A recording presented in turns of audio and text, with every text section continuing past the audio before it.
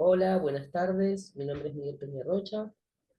Continuamos con el curso de terapia intensiva para enfermería. El tema que hoy nos compete es emergencias diabéticas. Así que, bueno, continuamos con las clases como veníamos haciendo, clases grabadas. Esta es la segunda, la semana que viene ya va a ser en directo, es decir, sincrónico. Esta es asincrónica. Bien, la concentración de glucosa en sangre depende del equilibrio entre la producción hepática de glucosa y su utilización en los tejidos periféricos. Lo normal en cuanto a la glucosa en sangre, estamos hablando entre 72 y 126 miligramos decilitros. Recordemos, eso también depende un poco del laboratorio que lo esté estudiando, ¿sí?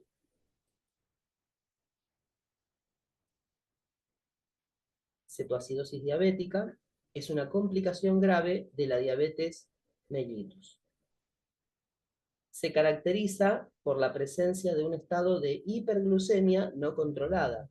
Hay acidosis metabólica y cetonemia, que la cetonemia es el aumento de sangre en sangre de la concentración de cetonas. Ahí aparece ese famoso aliento afrutado o acetona, ¿sí?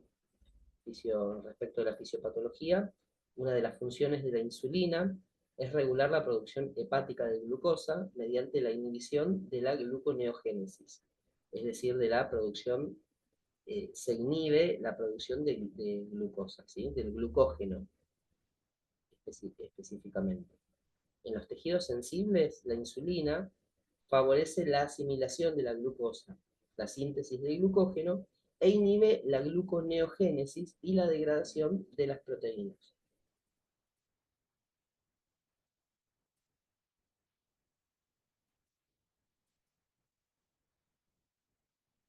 Bien, manifestaciones clínicas de la cetoacidosis diabética. Cuando un paciente tiene una cetoacidosis diabética, nos vamos a encontrar con algunos signos y síntomas, que son los siguientes, ¿sí? Hay varios igual. Poliuria, náuseas y vómitos, dolor abdominal, fatiga y debilidad, confusión y alteración del estado mental, respiración profunda y rápida. Y ahí aparece la respiración de Kushmaul. Continuando con las manifestaciones clínicas de la cetoacidosis diabética, tenemos aire con olor a acetona, deshidratación, hipotensión, taquicardia. En cuanto al tratamiento, consiste en la administración de insulina. De esta forma se controla la glucosa o la glucemia, y también consiste también en el reemplazo de fluidos y electrolitos, ya que el paciente va a estar deshidratado, y de esta forma se corrige la deshidratación, y también va a haber alteración en cuanto a los electrolitos. Por eso que van a estar alterados. Entonces, al administrarle electrolitos, lo vamos corrigiendo.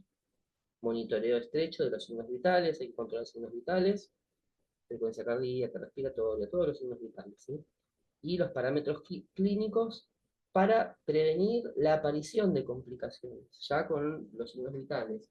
Si los vamos valorando y vamos valorando los signos clínicos, podemos prevenir la aparición de algún tipo de complicación que pueda llegar a tener el paciente. El objetivo del tratamiento es restaurar el equilibrio metabólico y evitar daños a órganos vitales. En cuanto a la monitorización de los signos vitales, tenemos, ¿no?, la frecuencia cardíaca, la respiratoria, la presión arterial, la diuresis, vigilar el nivel de conciencia. Puede llegar a haber alteración del nivel de conciencia, por eso hay que estar muy atento a estas cuestiones, ¿sí? Controlar la glucemia y el equilibrio ácido-base. Ya habíamos visto igualmente en alguna clase estado ácido-base, como para que tengan en cuenta y refresquen un poco esa clase, reviendo un poco el video que ya habíamos dado de la clase de estado ácido-base en su momento. Respecto de la reposición hidroelectrolítica, inicialmente se repone con volumen con solución de cloruro de sodio al 0,9%, 500 a 1000 mililitros hora. ¿sí? Durante las 2 primeras horas para ir disminuyendo el aporte en las horas siguientes. Ya cuando se vaya restableciendo el nivel de líquidos en el organismo, en ese momento se puede ir disminuyendo la cantidad de líquido a administrar al paciente. Si en las primeras 2 horas es entre 500 a 1000 mililitros hora, bueno, después de esas 2 horas ya se puede ir disminuyendo esa cantidad, en la medida que vaya recuperando la volemia el paciente, ¿no?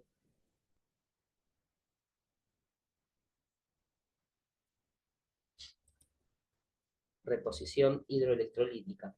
Cuando los valores de glucosa en sangre llegan a 250 miligramos decilitros, ¿se acuerdan que lo normal era de 72 a 126? ¿Sí?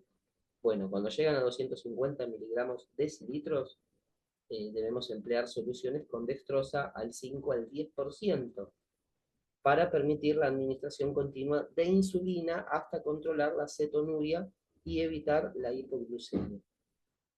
Acá un poco leyéndolo y no dando la explicación, nos genera un poco de controversia, porque decimos, si tiene glucosa alta, ¿no? En sangre, y le administramos solución de dextrosa, vamos a hacer que aumente la glucosa. Pero en este momento, ya cuando tiene valores de 250, en realidad está descendiendo, ha alcanzado valores mucho más altos, se ha administrado el tratamiento con insulina y empieza a descender esta glucosa, ¿sí? Cuando llega a alcanzar valores de 250, se empieza a administrar dextrosa para evitar que baje muy abruptamente la glucosa, produciéndose hipoglucemia.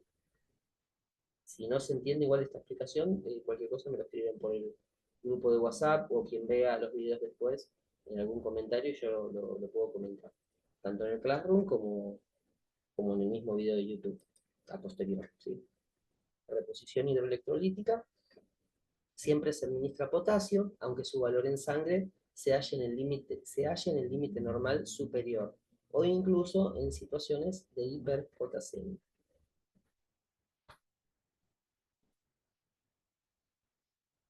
Recordemos el valor de potasio, ¿no? En sangre, 3,5 a 4,5 mili equivalentes litros. ¿Sí? Recuerden esto, igual de ahora después lo vuelvo. Bien.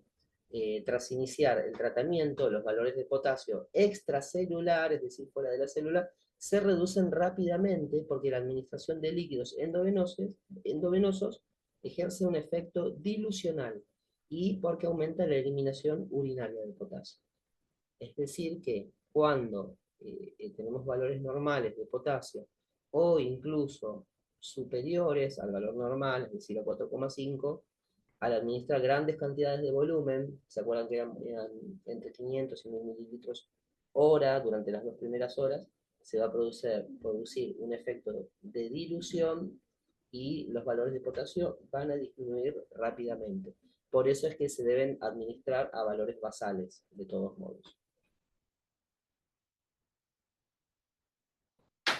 Estoy borrando esto. Listo. Pues recuerden los valores, ¿no? Normales de 3,5 a 4,5 mil equivalentes litros. Ahora aparece, bueno, lo que es la insulina. La administración exógena de insulina tiene como finalidad disminuir la cantidad de glucosa en sangre, al posibilitar su utilización tisular y reducir la producción hepática. La insulina, además, inhibe la producción de ácidos grasos desde el tejido adiposo, por lo que resuelve la cetogénesis y se resuelve el estado de cetosis. Bien, también la insulina se utiliza, la insulina rápida, por vía endovenosa, y se administra de forma continua. Cuando la glucemia alcanza valores aproximados, es lo que habíamos dicho hace un rato, ¿sí? Pero bueno, acá lo volvemos a reafirmar. Pero bueno, cuando la glucemia alcanza valores aproximados a 250 miligramos decilitros, se añade el tratamiento de líquidos con dextrosa. ¿Se acuerdan que eran dextrosa al 5 o al 10%? De esta forma se reduce la velocidad de infusión de la insulina hasta que se resuelva el estado de cetosis. Porque si no va a bajar muy abruptamente la glucosa, la glucemia. Complicaciones que se pueden llegar a producir en el estado de cetoacidosis diabética y en el tratamiento también, ¿no? Que tienen que ver con el tratamiento, sobrecarga de volumen, hipo o hiperglucemia, hipo o hiperpotasemia, hiponatremia y edema cerebral. Ahora vamos a ir viendo cada uno en forma individual. Sobrecarga de volumen puede ser debida a una infusión de líquidos excesivamente rápida, especialmente en pacientes con trastornos renales o cardiovasculares. Al tener trastornos renales no puede eliminar la cantidad suficiente de líquido, por lo que se produce retención de líquido al administrar cantidades excesivamente elevadas. Recordemos que era, ya lo deben recordar, pero yo se los escribo como para reafirmarlo y recordarlo, pero en el tratamiento inicial era entre 500 y 1000 mililitros hora, las 2 primeras horas, después ya se disminuía la cantidad.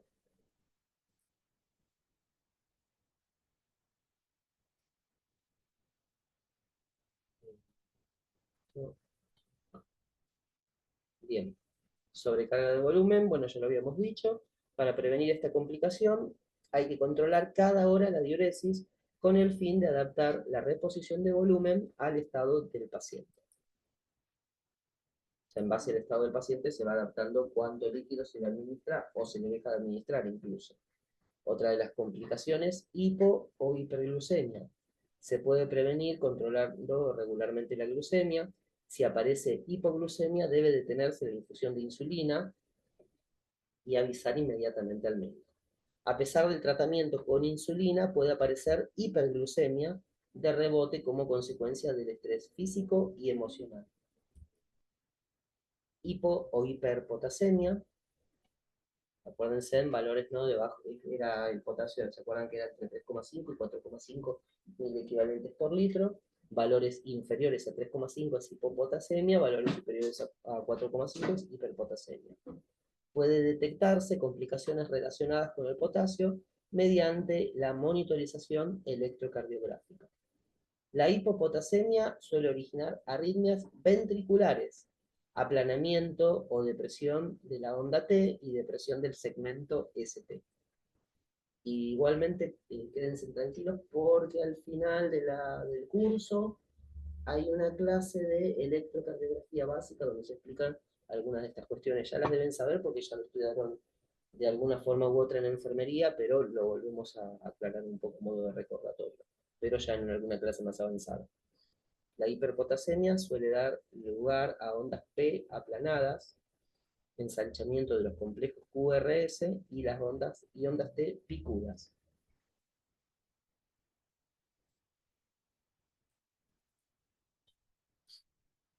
Hiponatremia, otra de las complicaciones, puede aparecer hiponatremia como consecuencia del paso de sodio al compartimiento intracelular por pérdida de orina y por presencia de náuseas y vómitos también. O sea, el sodio se puede perder por orina y por náuseas, por vómitos, ¿no? Aparte pasa del líquido extracelular al intracelular. La hiponatremia se manifiesta en forma de dolor abdominal intenso, hipotensión postural y cambios de conducta. Complicaciones neurológicas. Otra complicación posible es la aparición de edema cerebral. Este edema cerebral va a producir complicaciones a nivel neurológico, alteraciones, ¿sí? Es necesario valorar el estado neurológico del paciente de forma regular, y, bueno, el nivel de conciencia, la respuesta pupilar también, la función motora. Todo esto en algún punto lo fuimos viendo igual. Se valora el estado neurológico utilizando escalas como la escala de Glasgow, por ejemplo. Complicaciones de la cetoacidosis diabética. tenemos dilatación gástrica y gastritis, neumonía por aspiración, infarto de miocardio, distrés respiratorio agudo, pancreatitis, insuficiencia renal.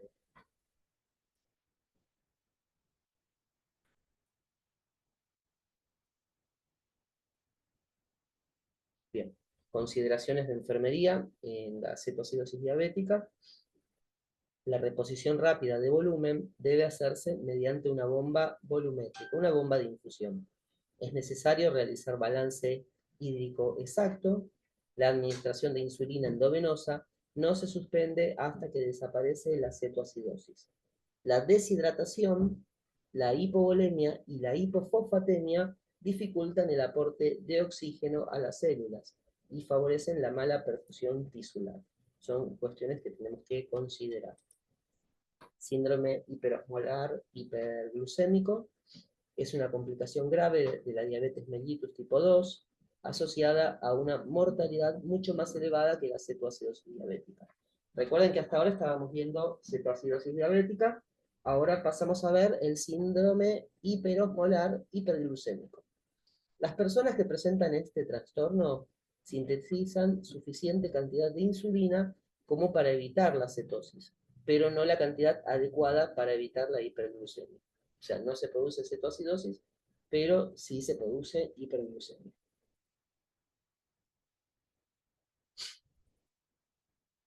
Bien, manifestaciones clínicas: hiperglucemia, hiperosmolaridad, que es alta concentración de solutos como sodio, potasio, y hay deshidratación, ¿sí?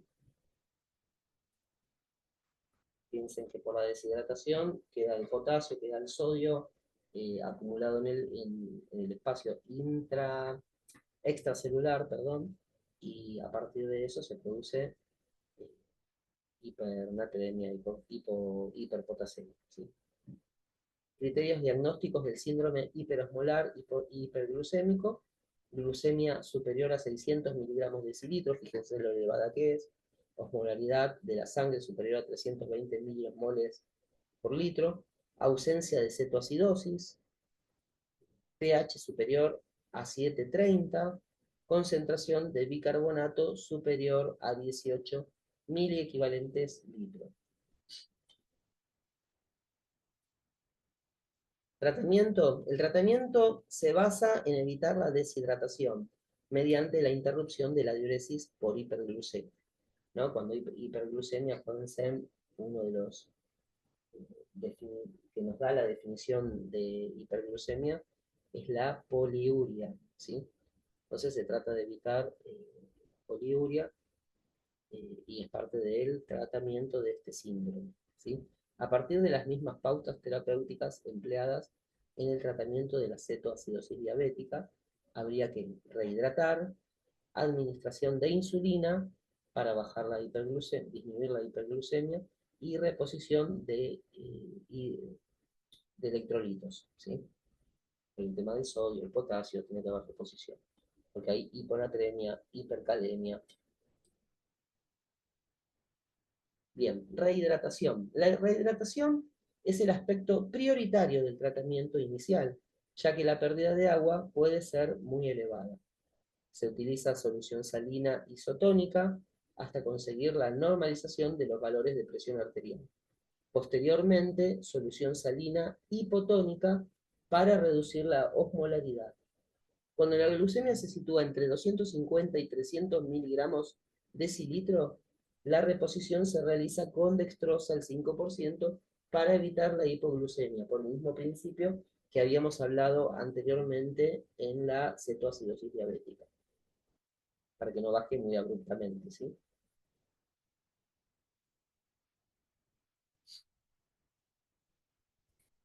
Hipoglucemia. La hipoglucemia, esta es como otra patología, ¿no? Constituye la complicación más habitual de la diabetes mellitus. Se define como la presencia de valores de glucosa en sangre anormalmente bajos. Estaríamos hablando de bajo de 50 a 60, entre 50 y 60 miligramos decilitro. Manifestaciones clínicas de la hipoglucemia: diaforesis, irritabilidad, hambre, taquicardia, dificultad para hablar. Situaciones que pueden desencadenar hipoglucemia: medicamentos como insulina, sulfonilurea, etanol, salicilatos. Bien, el principal de todos estos, y el más conocido obviamente, es la insulina, que ya venimos hablando, ¿sí? Los salicilatos, como la aspirina, este sería el ácido acetilsalicílico, pueden producir hipoglucemia en ciertas circunstancias. Esto ocurre principalmente cuando hay sobredosis o uso en pacientes con condiciones predisponentes como insuficiencia renal o hepática. Situaciones que pueden desencadenar hipoglucemia: enfermedades como la insuficiencia hepática, la insuficiencia renal, insuficiencia cardíaca congestiva o sepsis. Después tenemos también otra situación importante: insulinoma, tumor productor de insulina. Al haber mucha insulina en el organismo, producto de este tumor, puede haber muchos riesgos de hipoglucemia, ¿sí? Déficit hormonales, como por insuficiencia suprarrenal y hipotiroidismo.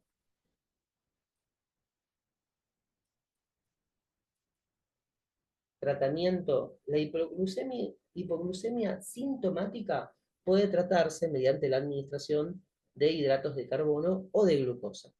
Si la hipoglucemia es leve o moderada y el paciente está consciente y es capaz de ingerir alimentos por boca, se puede resolver mediante administración de algún jugo, algo dulce, ¿no? Comúnmente.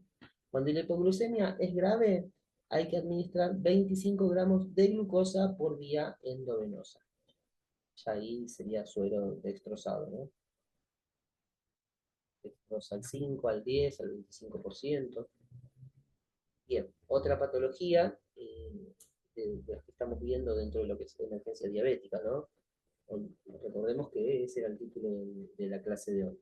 Diabetes insípida. La diabetes insípida es un trastorno caracterizado por la incapacidad del cuerpo para regular adecuadamente el equilibrio de agua, lo que provoca una excreción excesiva de orina.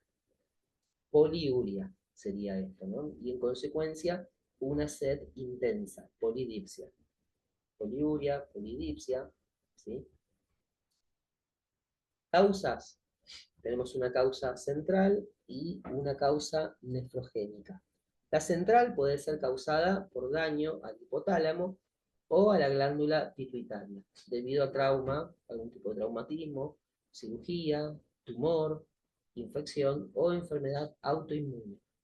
Nefrogénica puede ser hereditaria o provocada por enfermedades renales, ciertos medicamentos o niveles bajos de potasio o calcio. Síntomas principales: acuérdense que estamos hablando de diabetes insípida, ¿sí? Poliuria, que es la producción de grandes cantidades de orina diluida. Polidipsia, sed intensa y necesidad de beber grandes cantidades de agua. Y todo esto, bueno, va a producir deshidratación, si es que el líquido no se reemplaza adecuadamente y de forma rápida y oportuna. Intervenciones de enfermería a tener en cuenta, ahora vamos a ir viendo una por una: monitoreo y evaluación, manejo de líquidos, administración de medicamentos, educación al paciente y a la familia, prevención de complicaciones. Ahora vamos viendo una por una, ¿sí? Monitoreo y evaluación: control de signos vitales, monitorizar la presión arterial, la frecuencia cardíaca y la temperatura para detectar signos de deshidratación o alteraciones hemodinámicas. Hay que registrar las ingestas y la eliminación. De esta forma podemos medir los líquidos, tanto ingeridos como excretados, y realizaríamos el balance de ingresos y egresos. No recuerdo ahora si ya vimos la clase de balance de ingresos y egresos, o me estoy confundiendo de curso, pero bueno, si no la vimos, la vamos a ver, ¿sí? También hay que monitorizar los niveles de electrolitos, sobre todo sodio y potasio, para determinar si se produce algún desequilibrio a nivel de estos dos tipos de electrolitos, tanto sodio como potasio. Recuerden que el sodio se veía reflejado en el electrocardiograma, tanto la hiperpotasemia como la hipocalemia. manejo de líquidos, administración de líquidos intravenosos, si hay deshidratación severa o el paciente no puede ingerir líquidos por vía oral.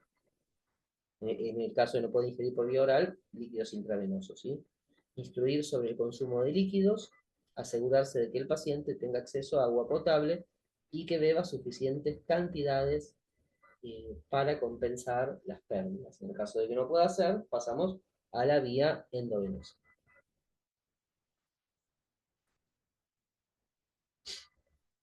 Administración de medicamentos, tenemos la desmopresina. Si se prescribe, educar al paciente sobre el uso adecuado, la dosis y efectos secundarios que se pueden llegar a producir. Vigilar la respuesta al tratamiento y ajustar según las indicaciones médicas.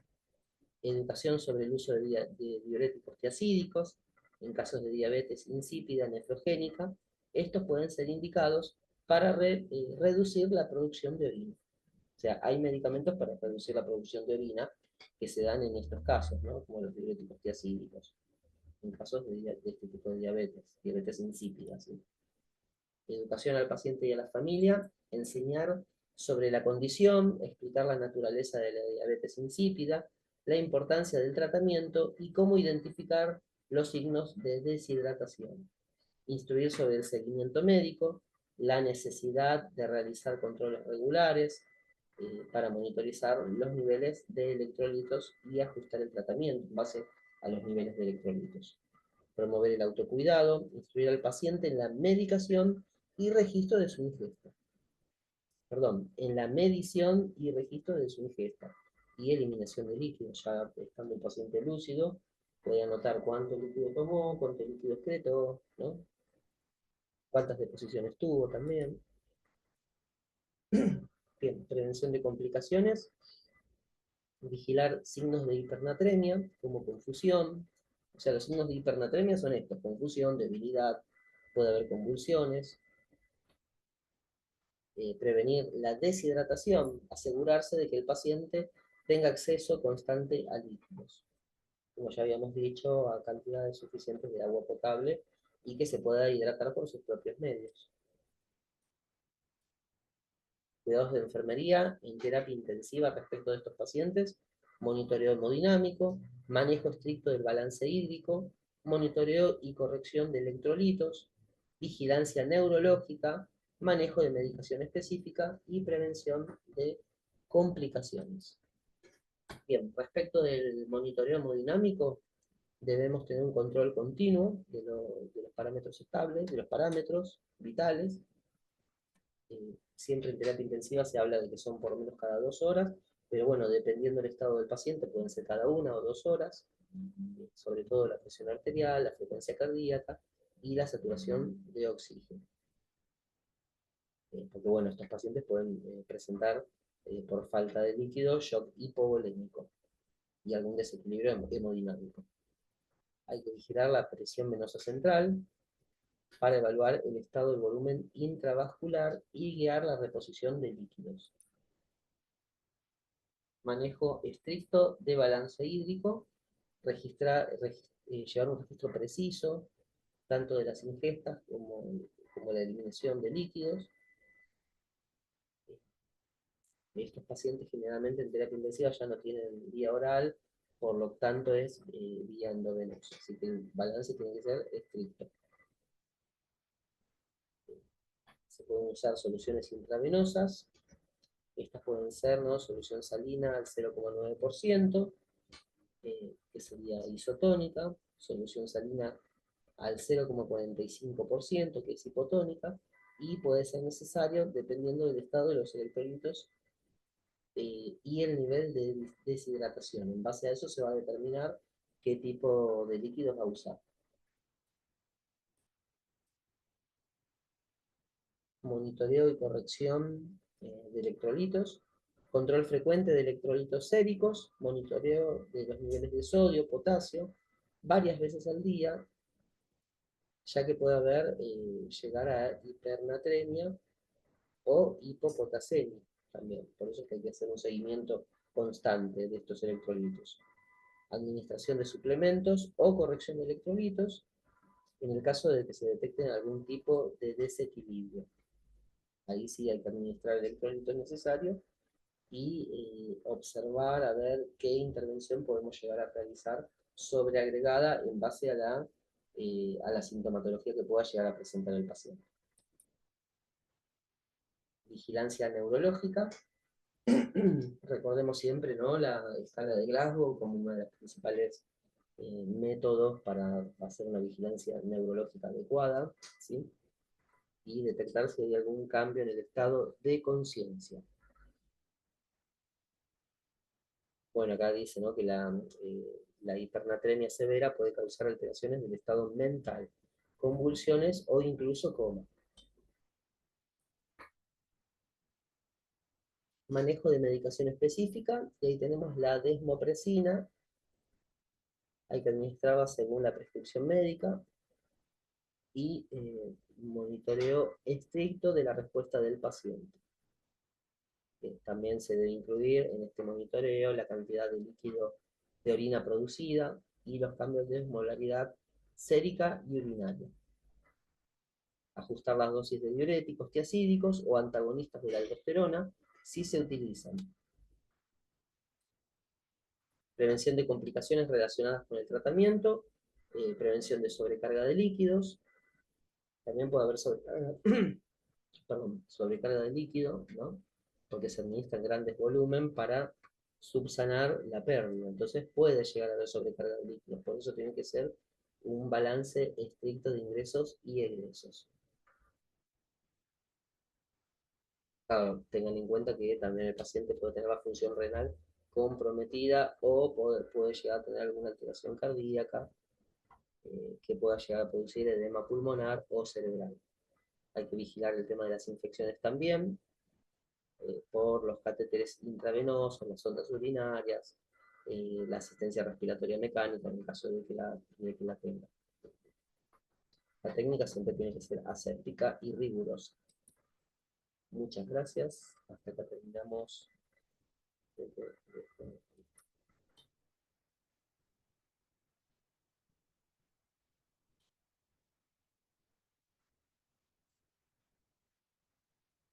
Bueno, hasta acá terminamos la clase de hoy.